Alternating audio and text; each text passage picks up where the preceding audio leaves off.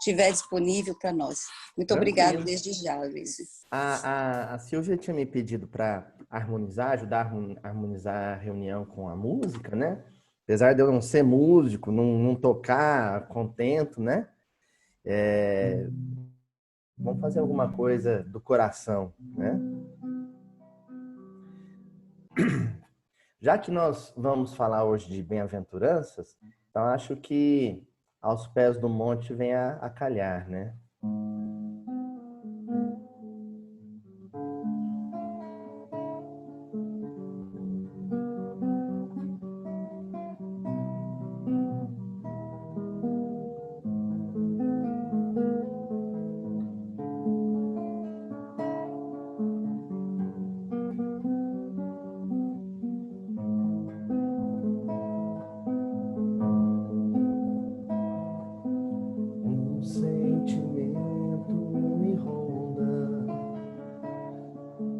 Não sei dizer, tudo é novo pra mim.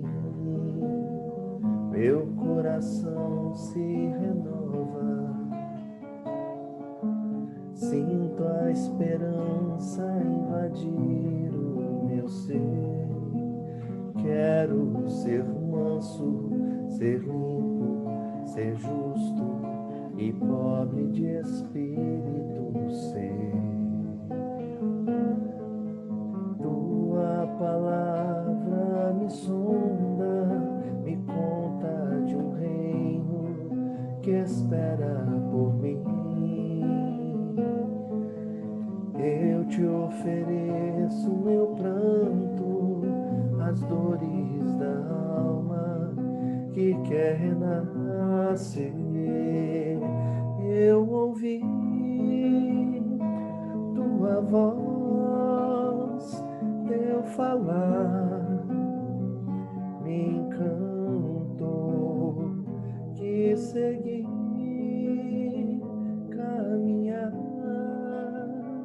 que saber pra onde vou. Eis-me aqui, minha dor.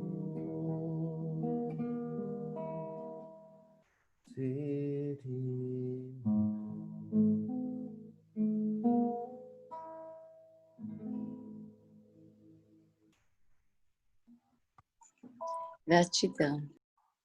Obrigado. Bom, de manhã cedo a voz tá aquela maravilha, né? Pode começar, então? Com você, querida. Vamos lá, então. Bom, o grupo é um grupo que está estudando as bem-aventuranças, né? E quando a gente fala das bem-aventuranças, é bom a gente lembrar que é um trecho, uma introdução, um prólogo do Sermão da Montanha, que era um sermão que, ao que parece, Jesus o fez recorrentemente.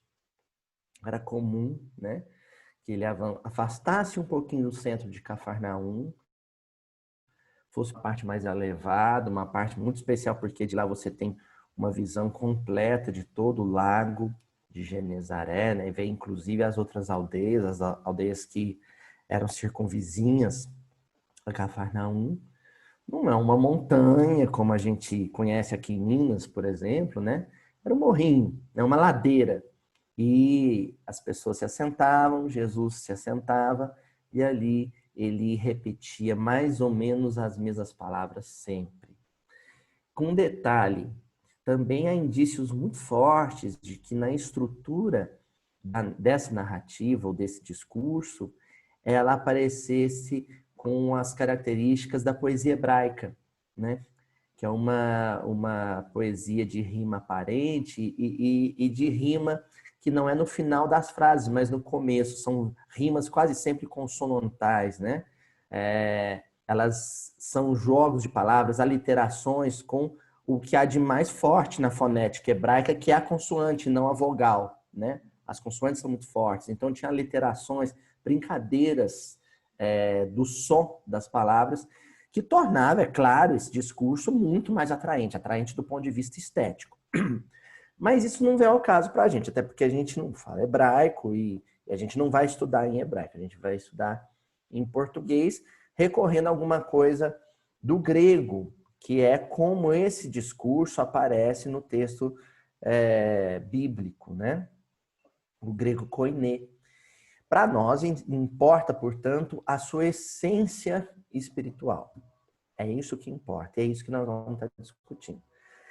E eu não vou falar de todas as bem-aventuranças, muito embora seja importante, eu farei, que é apresentar o mote, o tópico contínuo desse discurso. Nós vamos nos deter em uma bem-aventurança, né? De um sermão que prossegue até o capítulo 8, né? O Sermão do Monte. Nós vamos nos ater ao versículo só, né? Lá no capítulo 5, no início do Sermão do Monte, que é o versículo 8. Então, hoje nós vamos estudar Mateus, capítulo 5, versículo 8, tá? E o versículo diz o seguinte: bem-aventurados os limpos de coração, porque eles verão a Deus. Essa tradução que a gente escolheu é a tradução que foi feita pelo Haroldo Dutra Dias, conterrâneo nosso aqui de Minas, né? Bem-aventurados os limpos de coração, porque eles verão a Deus. Diferente do que eu fiz, por exemplo, em uma outra ocasião, para o grupo, né, o Fraternity lá de Londres, né? Sabendo que aqui tem muitos membros do Fraternity, né, que hoje estão presentes, a dona Elza, que está presente também, né, que estava naquela ocasião, Cristina. A gente hoje não vai comentar uma passagem de romance. Hoje a gente vai fazer o clássico, bom e velho, estudo minucioso do Evangelho, que aqui em Minas a gente chama carinhosamente de miudinho, né? Então hoje nós vamos fazer um miudinho puro sangue, um miudinho da terrinha, né? Então, esse miudinho a gente vai começar analisando o próprio mote de todo o poema, que é o Bem-aventurados, né? Ele vai se repetindo ao longo de todo o poema de introdução, né? Como uma espécie de marcação poética, né? Vai repetindo, que era uma estratégia, gente, curiosa, uma estratégia para memorização.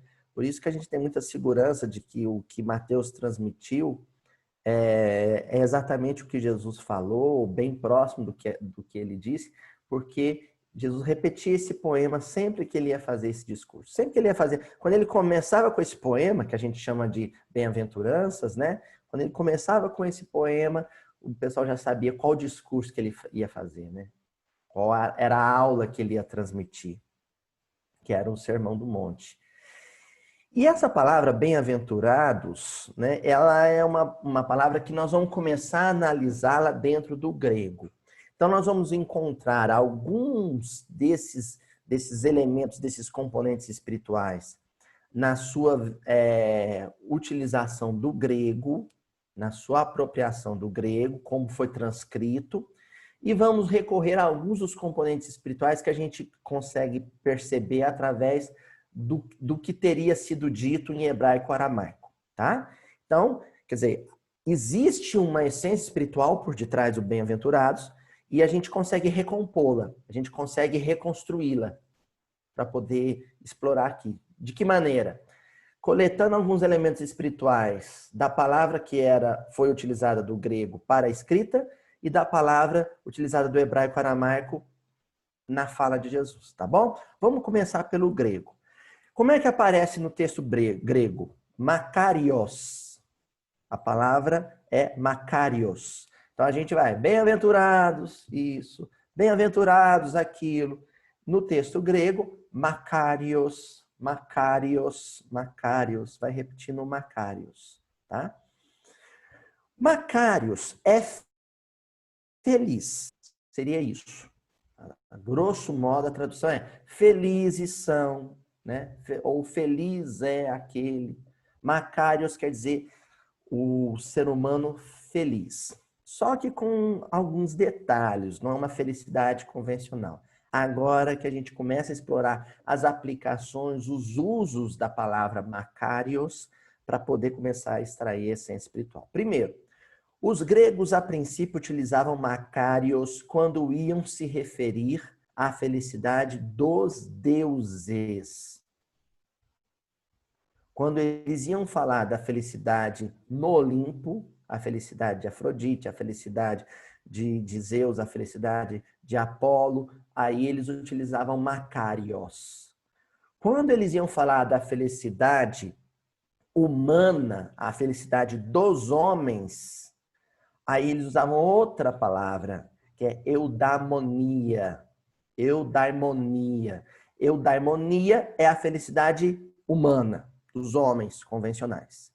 Makarios é a felicidade das divindades do Olimpo, tá?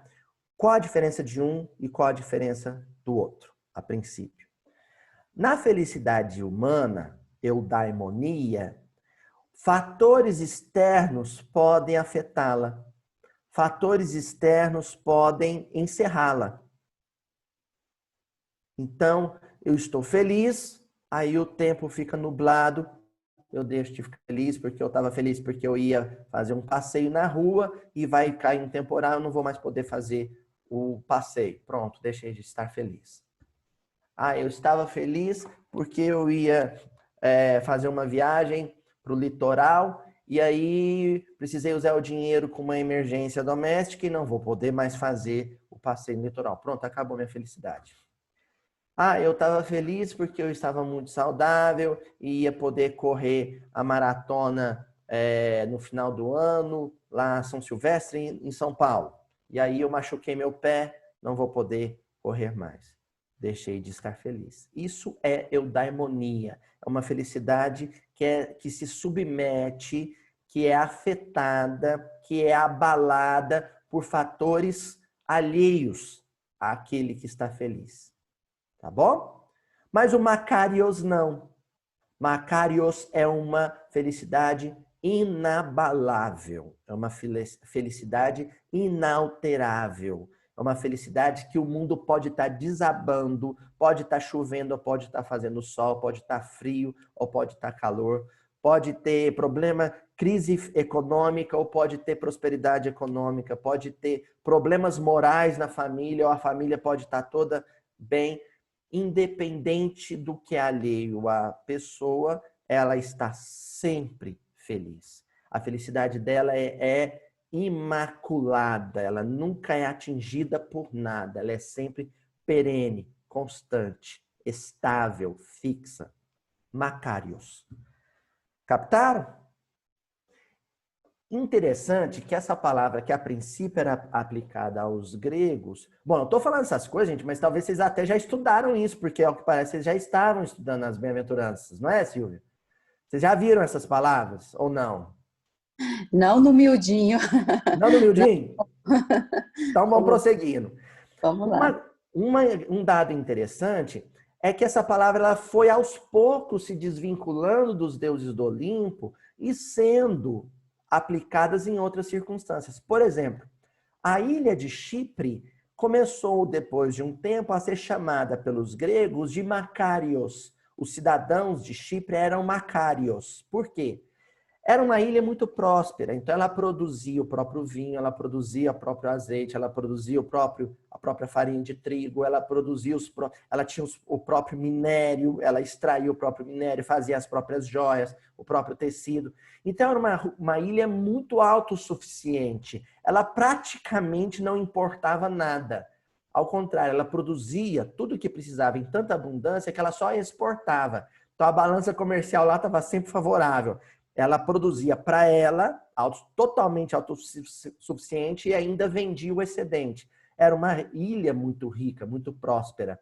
Então, justamente porque a prosperidade e a felicidade, o bem-estar deles, independia das demais ilhas e do continente, a felicidade deles passa a ser chamada pelos gregos de Makarios.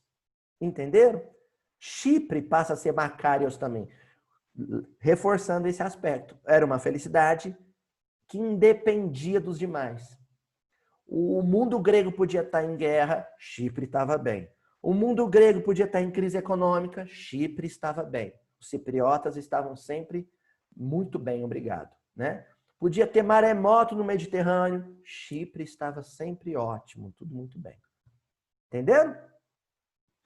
E, por extensão, por último, Macarios, mais tarde, passa a ser aplicada também aos ricos, aos prósperos de toda a comunidade grega.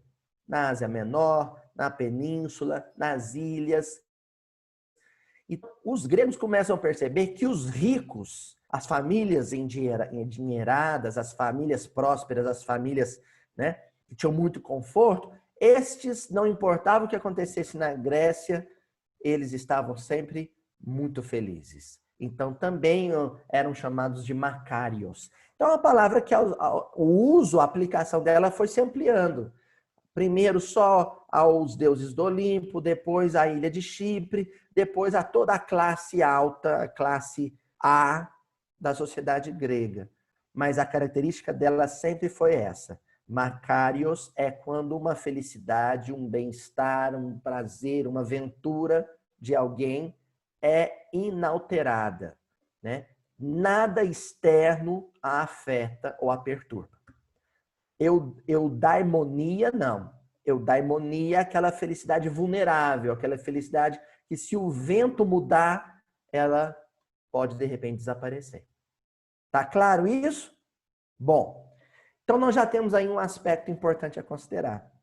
Porque na hora que os evangelistas vão escrever o bem-aventurados que Jesus menciona, eles não usam eudaimonia. Qual é a palavra que eles utilizam? Macarios. Então, a bem-aventurança a que se refere de Jesus, nós já sabemos uma característica dela.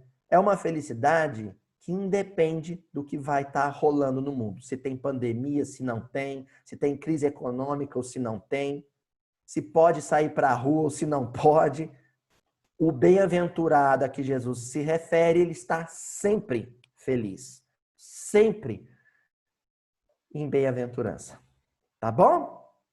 Só que aí, quando a gente recorre também àquilo que foi dito e não escrito, a gente encontra mais um elemento espiritual que a gente pode agregar a essas bem-aventuranças que nós estamos estudando, que é o seguinte: em hebraico, a palavra que Jesus utilizou, hebraico, a gente fala hebraico e aramaico, é porque a pronúncia é quase que a mesma. Muda alguma coisa na pronúncia, mas a palavra tem a mesma raiz, né? Que é Ashrei. Ashrei é o bem-aventurado que Jesus teria dito. Ashrei, tal, tal, tal, tal, tal. Ashrei, blá, blá, blá, blá, blá, blá. Ashrei, tralalá, tralalá. Entendeu? Ele foi repetindo Ashrei várias vezes ao longo do poema. É bem-aventurança em hebraico. É bem-aventurado em hebraico. Mas tem um detalhezinho muito importante, mas muito importante. Essa, Ashrei, não é a única palavra em hebraico aplicada para a felicidade ou bem-aventurança. Existe uma outra palavra que é Baruch. Baruch também é bem-aventurança ou felicidade. Qual é a diferença de aplicação? Quando é que se utiliza Ashrei e quando é que se utiliza Baruch? Baruch não foi utilizada por Jesus. Ele não falou Baruch, ele falou Ashrei. Qual é a diferença? Baruch é aquela felicidade ou aquela bem-aventurança concedida por Deus, que chega ao ser humano na forma de graça. É uma graça que vem de Deus. E a graça, ela não vem por mérito, ela vem por necessidade. Então, independente do que você fez, se você fez o bem ou fez o mal, se você fez certo ou fez errado, você recebe aquela graça, aquele Baruch. Você não fez por merecê-la. Você recebeu porque você é filho de Deus, você precisa, ele é seu pai e ele cuida de você. Aí chega uma Baruch. Uma coisa muito boa, alguma coisa que te deixa muito contente, que te deixa muito feliz, que te deixa venturoso, que te faz se sentir feliz, mas que você não fez nada para receber. Você simplesmente recebeu só porque Deus te ama. Baruch. Tá bom? Jesus não utiliza Baruch. ele usa a palavra Ashrei. Ashrei é aquela felicidade, aquela aventurança, a bem-aventurança que você tem porque você conquistou, porque você mereceu, porque você fez por onde? Você agiu certo, você fez o que era o bem, você fez o correto, você fez uma coisa boa e, em consequência da sua boa escolha, em consequência das suas ações positivas, você recebeu a felicidade, você recebeu a bem-aventurança. Vamos juntar as duas coisas? O Makarios, que está escrito, com o Ashrei, que Jesus pronunciou, e o que você tem? Bem-aventurança, a que Jesus pronunciou, a do sermão da montanha, da abertura do sermão da montanha, é aquela felicidade, aquele bem-estar, aquele conforto que você recebeu, passou a vivenciar, a experienciar, porque você fez por onde merecer, porque foi uma conquista sua, porque foi um mérito seu, você mereceu. E depois que você a adquire, ela é permanente, ela é inalterável, ela não se afeta, não se deixa abalar por nada externo. Não importa o que aconteça, você estará sempre feliz, porque é uma conquista permanente, uma conquista perene, é uma luz imperecível, para usar um termo do senhor Honório Abreu. Vocês entenderam? Ela chega para ficar. E você a atraiu, você a conquistou, você a mereceu. Tá certo, gente? Bom, aí eu trouxe aqui um trechinho do livro Construção do Amor. Então, aqui, esse é um livro do Emmanuel. Aqui eu já quero chamar a atenção para o título do livro. Olha só, Construção do Amor. Essa bem-aventurança a que o versículo se refere, todos os versículos anteriores e todos os versículos posteriores, é uma construção do amor. É o fruto do amor, é o resultado do amor. Você realiza o amor, você tangifica o amor, você concretiza o amor, você torna o amor uma realidade e o retorno desse amor praticado, realizado, é essa felicidade que não se abala com nada e que chegou a você porque você a mereceu. É uma construção de amor. É o título do livro do Emmanuel. Lá no capítulo 12, intitulado Caridade e Merecimento, o Emmanuel pega e afirma o seguinte: sem alicerces, a casa não se levanta.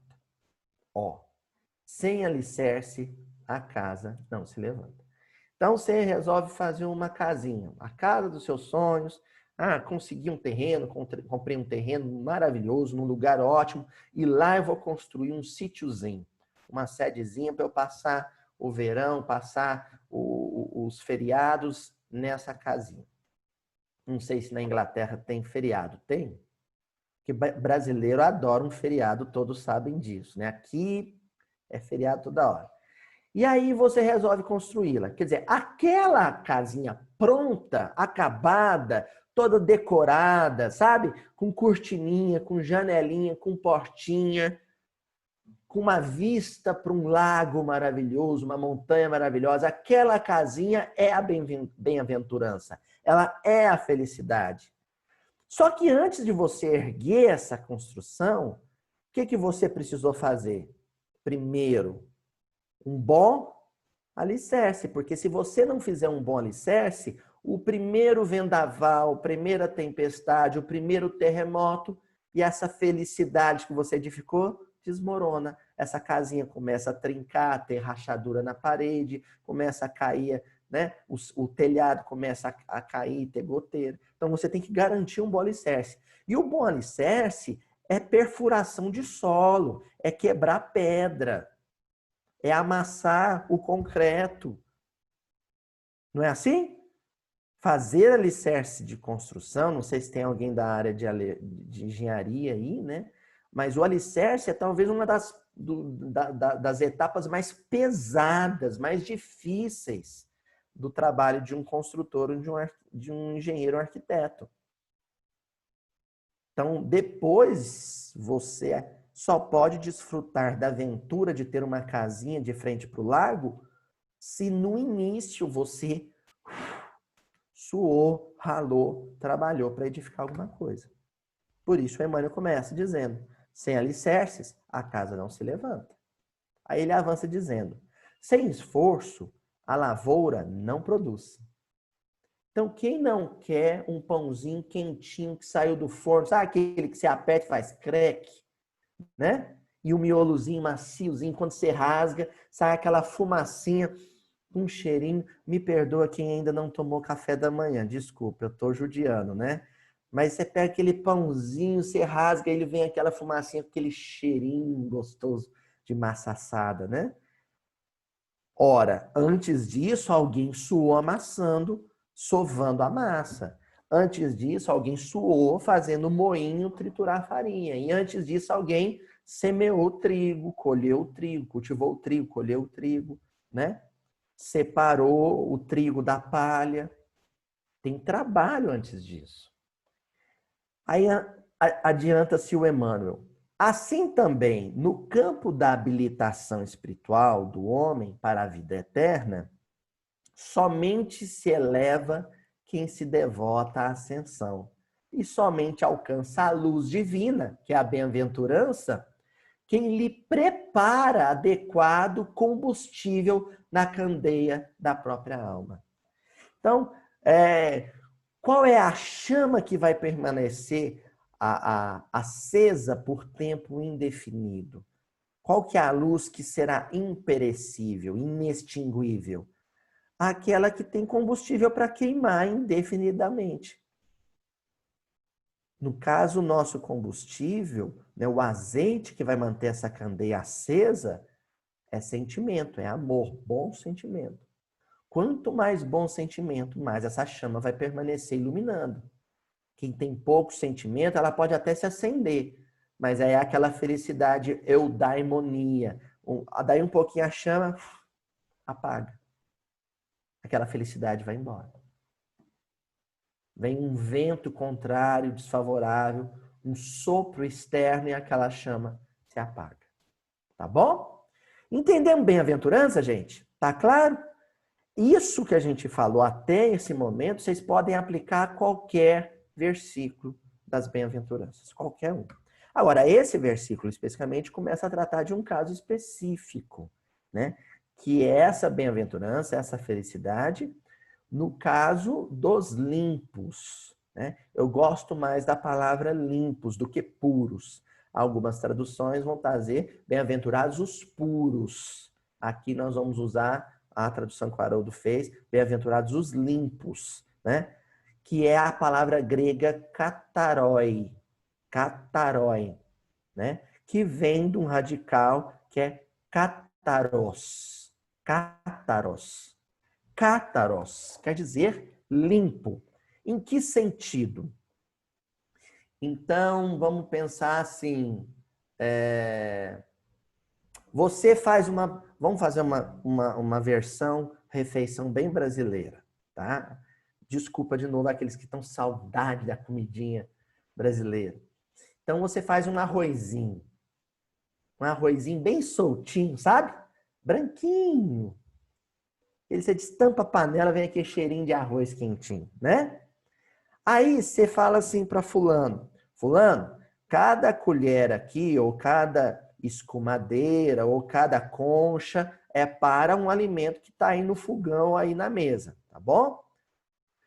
Só que tem o fulano, é meio distraído, ele pega a mesma concha, ou a mesma colher que ele serviu o feijão, ele pega e enfia dentro da panela ou dentro da tigela de arroz. Como é que vai ficar aquele arrozinho branquinho? Vai ficar sujo. Tem gente que não liga, fala, vai misturar tudo na barriga mesmo, né? Mas tem gente que não gosta. A minha esposa detesta essas coisas, né? Então tem gente que não pode, né? Tem um leve toque, né? Não pode não. Ó, sujou, que coisa horrível agora. Vai ficar feio para quem... E quem não gosta de feijão? O arroz, pronto, tá sujo com feijão.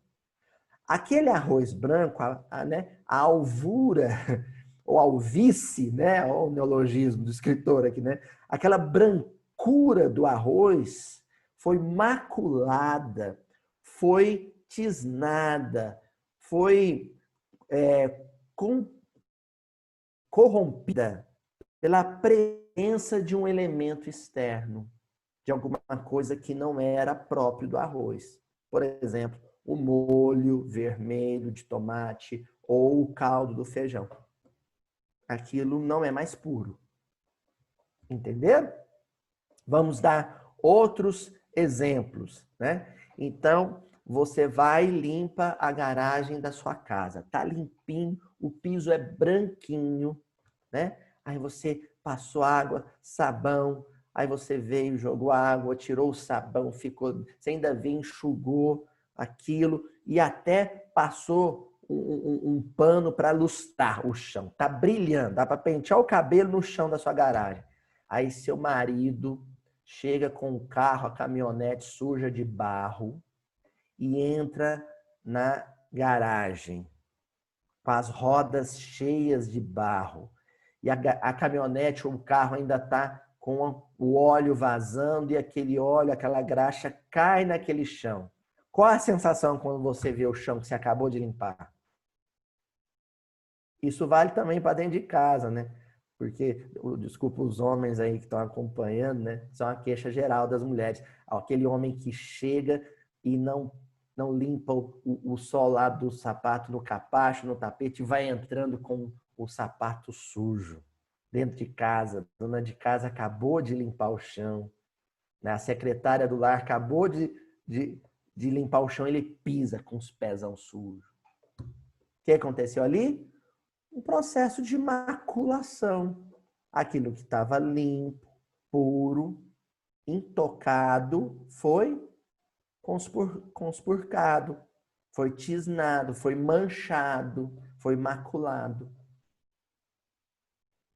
Cátaros é aquilo que não foi contaminado, tá certo? É aquilo que não foi contaminado. As águas de um rio, a mesma coisa. Aí uma cidade vizinha pega e começa a jogar o esgoto da cidade naquelas águas. Como é que fica a água do rio? Contaminada. Né? A praia, aí vem lá a placa, imprópria para banho, porque aquela água do mar não é mais pura, ela foi contaminada por alguma coisa de fora. Tá certo? Bom, então o puro de coração, a que faz referência, é que o nosso coração, quando sai do hálito do Criador, do sopro vital, e aí os detalhes desse processo de criar, né, nós não sabemos e não saberemos tão cedo, o que sabemos é que viemos do amor de Deus. Né? Nós, a princípio, seguimos a cartilha do instinto, que conforme a codificação kardeciana é o guia infalível. Um cachorrinho é um bichinho muito puro, né? É um serzinho muito puro, ele não tem maldade. Às vezes ele vai lamber as mãos de alguém que vai agredi-lo. Não é? Até mesmo a agressividade dele é uma agressividade não afetada. É uma agressividade fruto do instinto de conservação, não de uma maldade ou de uma inferioridade, uma segunda intenção. Não é assim? Mas quando vem o livre-arbítrio, a racionalidade junto às más escolhas, essa singeleza, essa simplicidade, essa pureza, né, original é manchada. E aí vai sendo mancha sobre mancha sobre mancha, impureza sobre impureza sobre impureza, sujeira sobre sujeira. E aí aquilo acaba ficando meio ocultado. Aquela essência original, ela fica soterrada pelo entulho de sentimentos negativos que a gente vai agregando. A gente começa a sentir orgulho, a gente começa a sentir egoísmo, a gente começa a sentir inveja, a gente começa a sentir raiva, a gente começa a sentir desesperança, falta de fé, e isso tudo vai se acumulando ao longo dos séculos. Quando a gente fala de um processo expiatório, não é? A Terra é um mundo de provas e expiações. Ex é um prefixo latino que é fora. Pio, pureza. Expio, colocar para fora, ou seja, trazer à tona, tornar evidente novamente aquela pureza que foi maculada pelos maus sentimentos. Então, esses sentimentos precisam se limpar, né? Acho que foi a Cristina que mencionou agora mesmo o Morro Alto, né? O livro que eu escrevi, que é um livro de literatura, um livro de ficção. Tem uma passagem do Morro Alto em que o meu personagem ele vai fazer o beneficiamento do arroz lá da roça, que foi colhido na roça. É um livro que se passa no campo, na zona rural. E aqui em Minas, né, no interior do Brasil em geral, né, a Silvia sabe bem disso, tem um mecanismo que a gente chama de monjolo. Quem já ouviu falar do monjolo ou monjolo? É uma haste, né, uma haste, né? Um pino de madeira. A parte traseira do mecanismo é um coxo que recebe a água de uma fonte, né? Ou de uma bica. Então ele faz aquele movimento pendular, né? Aquele movimento de gangorra, aliás, né? Então aqui tem um pilão, a haste que vai socar o que tiver dentro do pilão, e aqui na retaguarda do mecanismo, cai a água. Quando ele faz assim, a água derrama. Quando ele volta, pá! Ele volta golpeando o que tiver dentro do pilão. E aí o pessoal coloca lá dentro do pilão arroz com palha. Cada vez bate no pilão, né? O bastão golpe, bate a palha. Dá um tchauzinho quem já ouviu falar no monjola aí. Ó, dona Elza, né? Dona Beth conhece o monjolo. Ah lá, ó, a Cristina colocou um monjolo funcionando. É isso mesmo, Cristina, um monjolo. Então vai golpeando o arroz e aí aqueles golpes vai batendo o arroz e vai separando a palha do arroz, né? Você fala isso para um menininho novo hoje, uma criancinha hoje, ele assusta e fala assim, uai, arroz tinha palha, né? Achava que tirava já do branquinho, né? O pé do arroz dá um saquinho de arroz empacotado, né? Mas separa o arroz. Então, lá no livro, a metáfora do livro é essa metáfora do processo de expiatório, porque cada golpe é uma existência material. Cada existência material, o impacto dela, das vicissitudes, das dificuldades que a gente vai vivenciando, vai separando a impureza, a casca, porque ela é casca, ela é externa, né? Ela só envolve, que é o egoísmo, o orgulho, a vaidade, né? A cólera. E a essência pura de todo ser, que é aquilo que Deus ansiou para todos nós, né? É o Adão original, o Adão que não se desfigurou, que ainda é a imagem e semelhança de Deus, vai se separando a cada golpe. Tá claro isso, gente? O que é esse processo expiatório?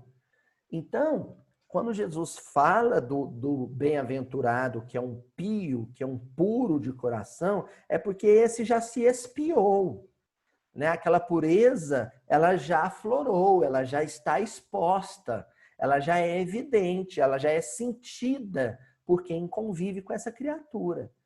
Mas ela é fruto de sofrimento, ela é fruto de lutas, ela é fruto de trabalho, ela é fruto de situações muito difíceis, né? Ela não veio gratuitamente, porque ela não é uma simples graça, ela não é simplesmente um barur, ela é ashrei, ela é fruto do mérito.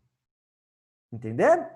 Bom, aí nós vamos recorrer agora ao Evangelho segundo o Espiritismo, capítulo 8, bem-aventurados os que têm puro coração, no item 7, quando os benfeitores dizem assim: à medida que avança na vida espiritual, ou seja, encarnação após encarnação, né, sucessivos golpes do monjolo, né, A alma que enveredou pelo mau caminho, ou seja, que foi se ocultando dentro de uma casca impura, se esclarece, ó, expio, se torna pura novamente, se esclarece e despoja, pouco a pouco, de suas imperfeições, vai se limpando, se libertando das imperfeições, conforme a maior ou menor boa vontade que demonstre, em virtude do seu livre arbítrio. Então tem esse detalhe. A expiação vem, a dor vem, mas às vezes a casca é tão dura, né? Ela é tão, você está tão fechado, lacrado, hermético dentro dessa embalagem, desse envelope de impurezas, que os golpes vão ter que se suceder até que você ceda.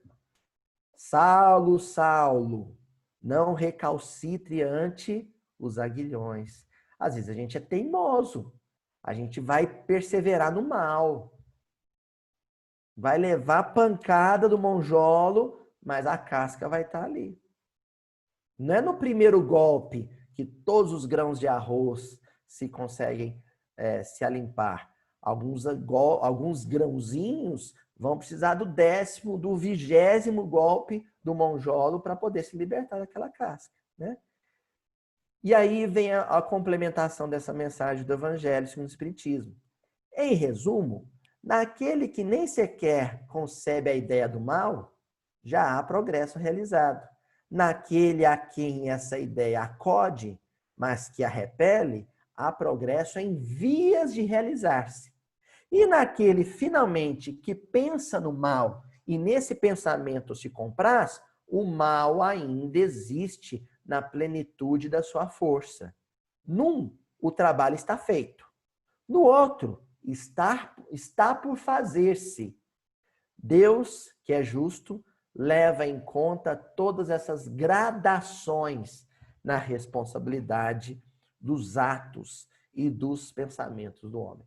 Então, em um, é noite densa, é meia-noite. No outro, é alvorecer.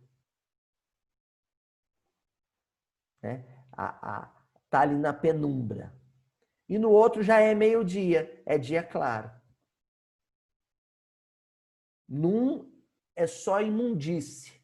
No outro é aquela faxininha que a gente faz por alto, só para não falar que limpou a casa, sabe? E no outro já é pureza plena, limpeza, é o impecável, né? Aquilo que não tem né? Você passa o dedinho na mesa e o dedinho sai limpinho. Tá ok? Bom, e aí nós vamos agora recorrer ao Caminho, Verdade e Vida do Emmanuel, no capítulo 18, intitulado Purificação Íntima, que a gente vai agregar essa noção de pureza, um comentário dele de uma epístola, da Epístola a Tiago, capítulo 4, versículo 8, em que o apóstolo Tiago diz assim: alimpai as mãos, pecadores, e vós, de duplo ânimo, purificai os corações. E o Emmanuel comenta o seguinte: cada homem tem a vida exterior, conhecida e analisada pelos que o rodeiam, e a vida íntima, da qual somente ele próprio poderá fornecer o testemunho. O mundo interior é a fonte de todos os princípios bons ou maus. E todas as expressões exteriores guardam aí os seus fundamentos. Então, é muito importante a gente ouvir as queixas dos familiares. Quando um familiar começar a reclamar da gente, a gente não pode achar ruim. Ao contrário, o sujeito fala assim: nossa, Elza, você está insuportável. Você está intragável, você está pedante. Não é para a Elza falar assim, malagradecido. Eu já fiz tanta coisa boa para você agora só acha defeito em mim. Você não vê minhas qualidades, não? Não é para falar isso, porque isso não vai te fazer melhorar. É para você chegar para o familiar e falar assim, é mesmo? Eu tô difícil? Nossa, senta aqui, me fala, o que é que eu tô difícil, que eu vou anotar, que eu vi que a dona Elza tem um caderninho, né? Anotando as coisas, olha lá. Quando acontecer de alguém reclamar da senhora, dona Elza, a senhora pega esse mesmo caderninho e fala assim, espera aí, que o Aloysio esses dias fez uma palestra aí sobre bem-aventurados os puros de coração, eu quero anotar nesse mesmo caderninho, nessa mesma folha. Vamos lá. Fulano de tal, meu filho, a senhora tem filho, né? Tem. Olha lá. Então, meu filho, fulano de tal, falou que eu tô uma mãe muito chata. Meu filho, me fala, quais foram as circunstâncias em que eu fui chata e por que você acha que eu fui chata? E anota. Pronto. Agora, o material de estudo que a senhora já tinha começado a anotar em cima da palestra está mais rico ainda, porque foi complementado pelas observações de quem convive com a senhora. Por quê? Porque ele conhece a Elza externa. Só que os fatores externos são sintomas. São consequências de uma impureza que é interna. Os fatores externos, que só vai perceber quem convive comigo, e sobretudo quem convive mais comigo, que é o familiar, que é o parente, que é o marido, que é a esposa, que é o filho, que é a mãe, vai me ajudar num trabalho que é íntimo e intransferível. Esse não é com ninguém, esse é eu comigo mesmo. Por isso, Emmanuel avança complementando assim. O apóstolo Tiago entendia perfeitamente a gravidade do assunto e aconselhava aos discípulos a limpassem as mãos, isto é, retificassem as atividades do plano exterior. Você começa a observar o que você faz por fora para saber o que não anda bem por dentro. Renovassem suas ações ao olhar de todos. Sempre perguntar para os familiares, o que você está achando de mim como familiar? Eu estou uma pessoa boa? Apelando para que se efetuasse igualmente a purificação do sentimento no recinto sagrado da consciência, apenas conhecido pelo aprendiz na soledade, na solidão, indevassável de seus pensamentos. Por isso que Deus põe a gente para conviver com os outros. É o outro que vai ser o meu instrutor melhor, que vai me ajudar a perceber o quão puro eu estou sendo, ou o quão impuro eu estou sendo. E aí a gente vai avançando agora para o desfecho do processo, porque Jesus complementa esse versículo dizendo o seguinte: aqueles que conseguirem se alimpar, se purificar, se livrar-se do entulho, da imundície, da impureza, da casca que te ofusca, esse será capaz de ver a Deus. Ver a Deus.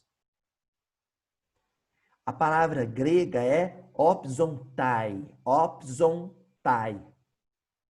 de óptico, né? Opsontai. Só que essa palavra específica, ela fala de um tipo de visão muito singular. Não é aquela visão que não vê, é aquela visão que enxerga. É aquela visão que percebe. Sabe quando o marido ou a esposa fala assim, pega aí em cima da pia, ou pega aí em cima da escrivaninha, pega aquela escova de dente azul ou aquela caneta vermelha e tá muito cheia a pia do banheiro, ou tá muito cheia, né, a mesa, e você olha e fala assim, cadê? Seu olhar já passou por aquele objeto 10, 15, 20 vezes e você não viu. Aí você chama ele ou chama ela, ela vem e fala, aqui, ó, tá aqui, ó, aqui, tá aqui. E você fala, menino, você acredita que eu olhei para esse pote aí 1000 vezes e não vi? O que não aconteceu? Opsontai. Opsontai é o perceber. é mais que ver, é o perceber, é o distinguir. Dentre tantas coisas, você distinguiu. Falou, aqui ele, ó. Por isso que a percepção de alguns é mais acurada que a de outros. Alguns percebem, olhando a mesma coisa, alguma coisa que o outro, olhando o mesmo objeto, não percebeu. Você não tinha visto? Não tinha. Foi preciso você me mostrar para eu perceber que estava ali. Sabe onde veremos Deus? Em tudo. A gente vai ver Deus na borboleta azul cintilante pousada sobre a pétala de uma margarida. E a gente vai ver Deus nos vermes se alimentando da carne podre do cão morto. Tanto no jardim quanto no entulho, tanto na carniça quanto na pétala de rosas, está Deus. A diferença é que uns olham e percebem, outros olham e não percebem. Olha, isso a gente extraiu da palavra grega. Quando um grego usava a palavra opsontai, ele estava falando dessa capacidade de perceber, distinguir, de fazer a distinção. Aqui, ó. Estava lá, ó. Você que não viu, você que não percebeu. E no caso de Deus, a gente pode usar uma outra expressão em língua portuguesa, que é o sentir. Esse ver Deus é o sentir Deus em tudo. Por isso que Eurípides Barçanufo vai redigir aquele poema maravilhoso em que ele dizia o quê? Reconheço-vos, Deus, na maravilha da criação, na criança que sorri e no ancião que caminha. Olha só. No ancião com as bengalas, caminhando com dificuldade, ele via Deus. Na criança sorridente, correndo para lá, para cá, célere, ele via Deus. É o perceber Deus nas coisas, nas situações e nas pessoas, nas criaturas. Tá certo? Bom, lá no livro Religião dos Espíritos, no capítulo 11, o Emmanuel vai ditar uma mensagem chamada Pureza. E nessa mensagem ele diz o seguinte: estudando a palavra do Mestre Divino, recordemos que no mundo, até hoje, não existiu ninguém quanto ele, com tanta pureza na própria alma. Cabe-nos, pois, lembrar como Jesus via no caminho da vida, para reconhecermos com segurança que, embora na terra, sabia encontrar a presença divina em todas as situações e em todas as criaturas. Embora na terra, Jesus era capaz de perceber Deus em tudo. Aí alguém vai dizer assim, nossa, Jesus vivia numa esfera dourada, num palácio de cristal, aí veio morar na Palestina, com esgoto a céu aberto, o povo não tomava banho, o dente era cheio de cárie. Como é que ele se sentiu? Um bem-aventurado. Ótimo. Pleno, maravilhoso. Do mesmo jeito. Porque para Jesus estar num castelo de cristal, cercado de flores cintilantes, estar na Palestina do século I, para ele era a mesma coisa. Ele via Deus em tudo. Esse negócio que a gente faz, assim, de ler o Nosso Lar e ficar, nossa, eu não vejo a hora de ir para essa colônia, porque tudo lá é mais belo. Isso é atraso espiritual. Por isso que o Nosso Lar é uma colônia do umbral. Quem está lá tem essa visão mesquinha. O André Luiz ainda tem essa visão mesquinha de descrever o Bosque das Águas. Porque para o Clarencio, para a irmã veneranda, quando eles reencarnam e ficam na beirada do rio Tietê, do rio Pinheiros, em São Paulo, e vê correndo, e fala, olha lá que bonitinha aquela gaivotazinha, aliás, aquela garçazinha, olha lá, comendo aquele bichinho lá, aquele caramanjuzinho, que coisa linda. Olha Deus. É o olhar. E aí o Emmanuel encerra dizendo assim: se purificares assim o coração, identificarás a presença de Deus em toda parte, compreendendo que a esperança do Criador não esmorece em criatura alguma. E perceberás que a maldade e o crime são apenas espinheiro e lama que envolve o campo da alma. O brilhante divino que virá fatalmente à luz. Então você consegue resgatar de todas as coisas, de todas as pessoas, aquele diamante fulgurante que estava lá no interior. Porque você vê em perspectiva, você vê em profundidade, você vê o fundo e não a forma. Você vê Deus. Você não vai purificar as coisas e as pessoas para enxergar Deus nelas, mas você vai purificar o seu olhar.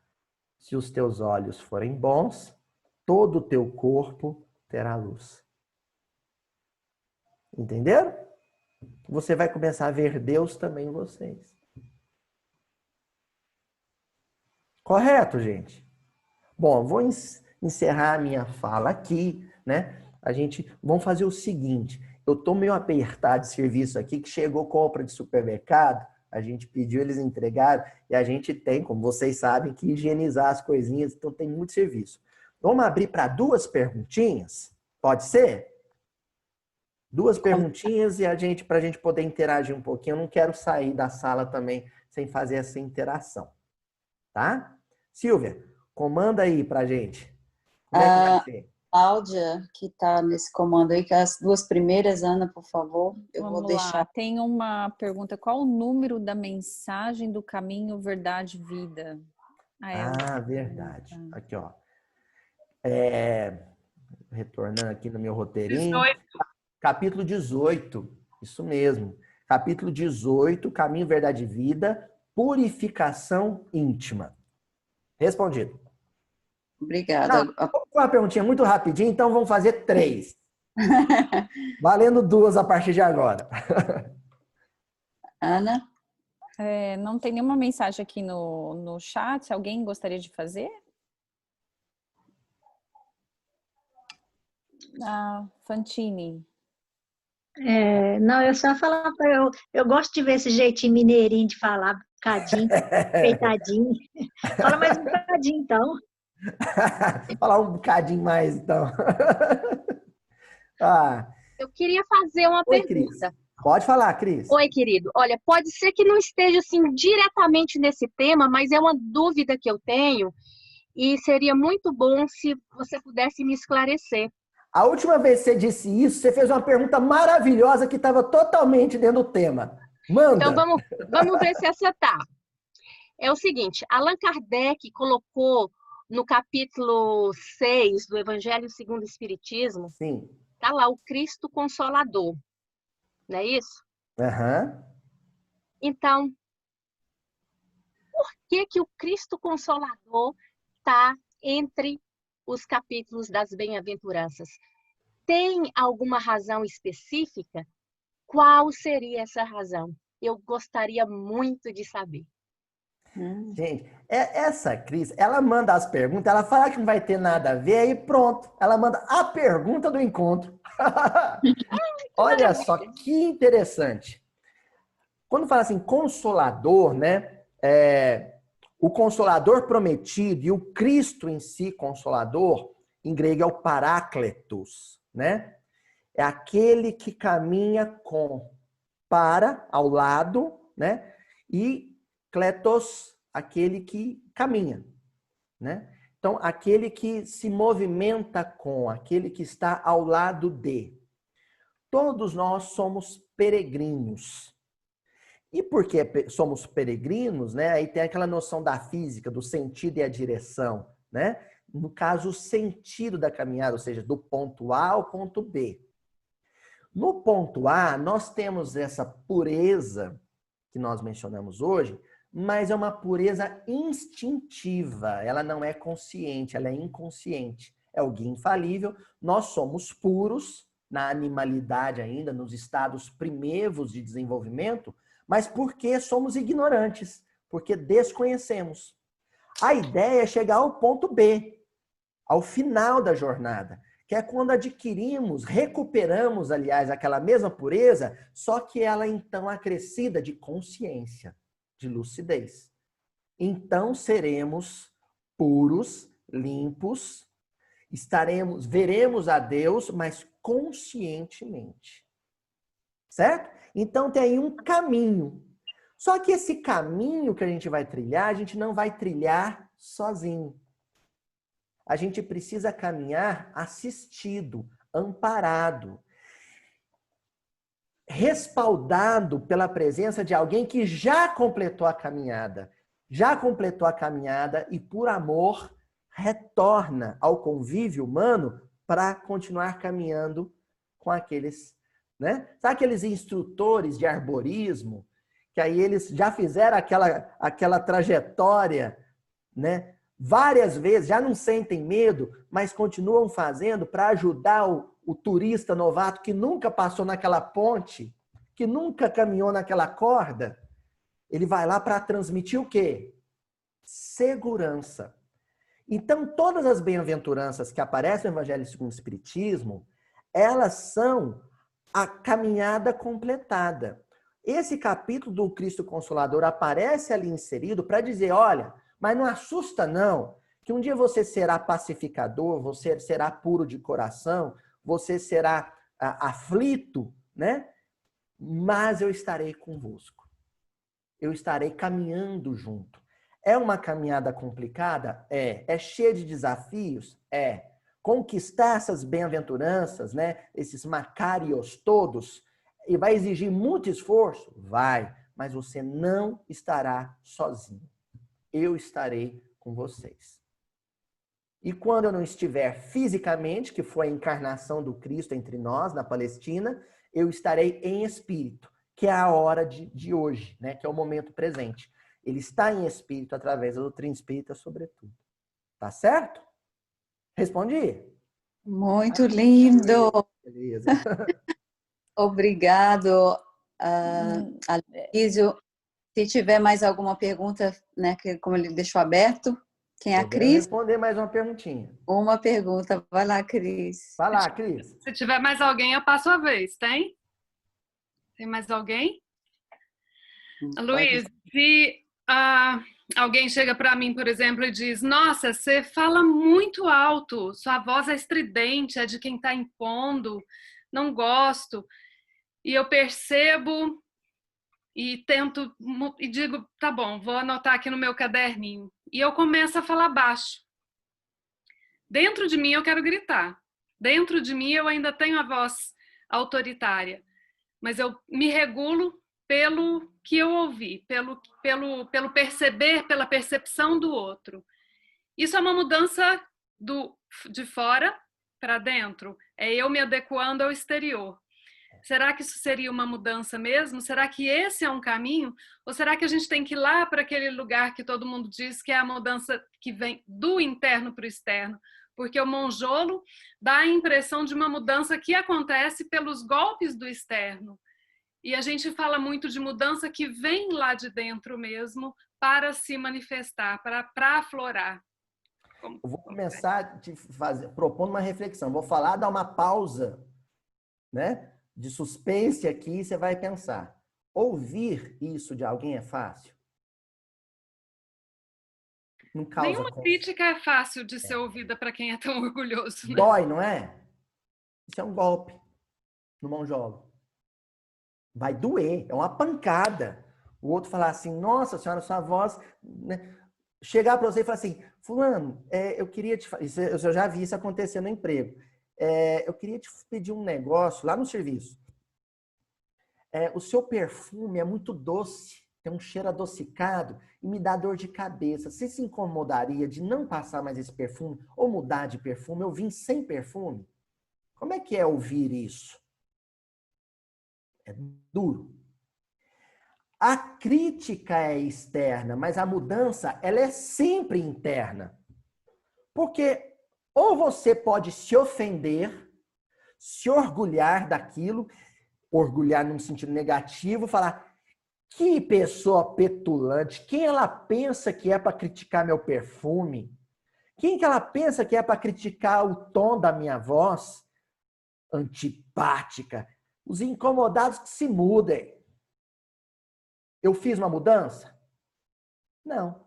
Eu repeti o mesmo comportamento duro, que eu já tinha cometido há vários séculos. Eu não mudei. Então, não existe mudança de fora para dentro, Cris. Toda mudança é de dentro para fora. O que acontece... O fato de eu ter me proposto a ouvir, anotar e pensar a respeito... Isso é a mudança. E não é a mudança de melhorar a voz ou melhorar o perfume. Porque pode ser que o outro perfume meu seja pior que o primeiro. Pode ser que nessa tentativa de abaixar a voz eu comece a prejudicar quem escuta mal. Não é isso. A mudança, no caso, é o fato de eu considerar a crítica, acolhê-la e abrir para a possibilidade de atender uma solicitação externa. Isso é um sinal de quê? De humildade.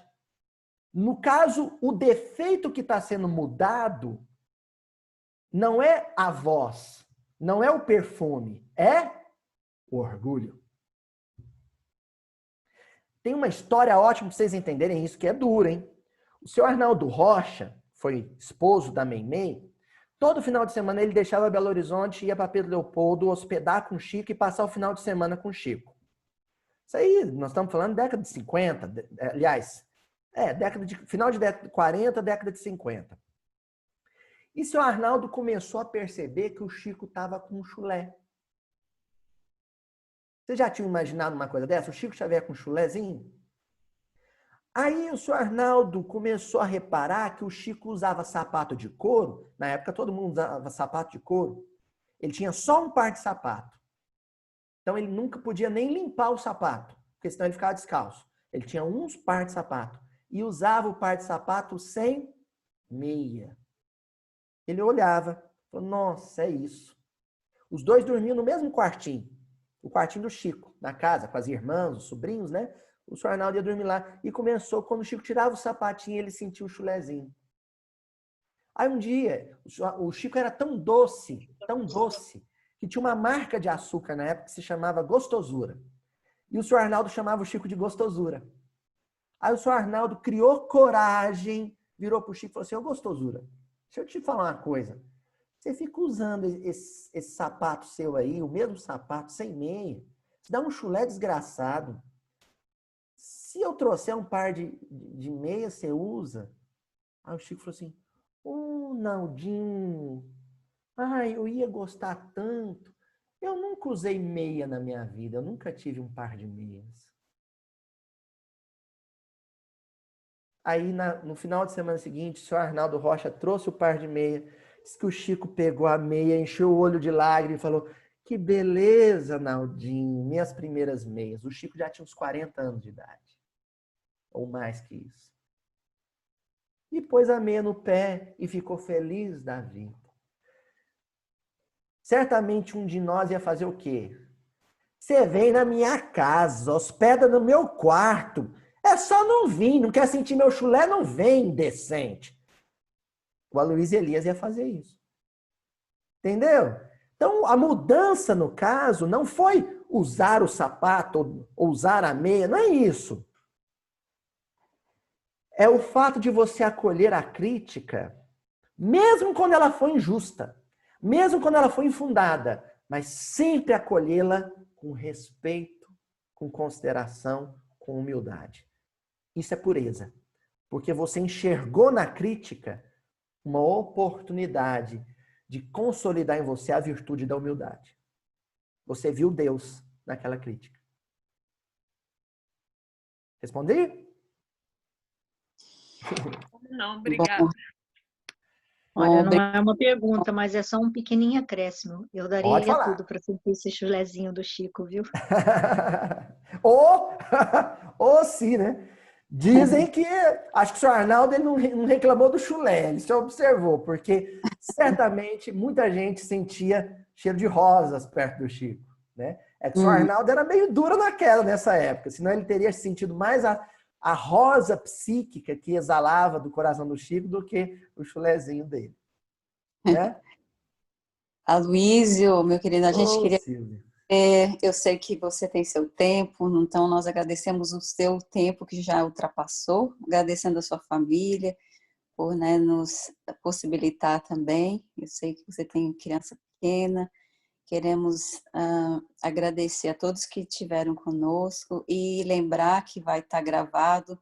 Isso para mim, é motivo de estudar um pouco mais, aprofundar mais em tudo que você já falou, abordou, porque realmente é muito profundo. A gente tem estudado Evangelho quantos anos, né? A maioria aqui tem muitas que eu conheço espíritas, e a gente está sempre voltando nessas bem-aventuranças, e para mim, eu acredito que vai ser muito viável que se a gente puder rever o vídeo. Então, eu vou estar expondo agora no nosso site, que é do Facebook, nós abrimos agora, né, o propriamente dito o grupo Kardec Caridade Sem Fronteiras, e também no YouTube, tá? Então vai estar available aí para a gente estar reavendo, né? Estudando mais uma vez. Muitíssimo obrigada a todos. Eu que agradeço e fico aguardando o link para eu estar divulgando o trabalho de vocês também. Tá, gente? Muito obrigado, querido. Fica com Fiquem com Deus. Deus. Beijão para todo mundo, gente. E Um a gente vai. abraço. Outro abraço. A gente vai para os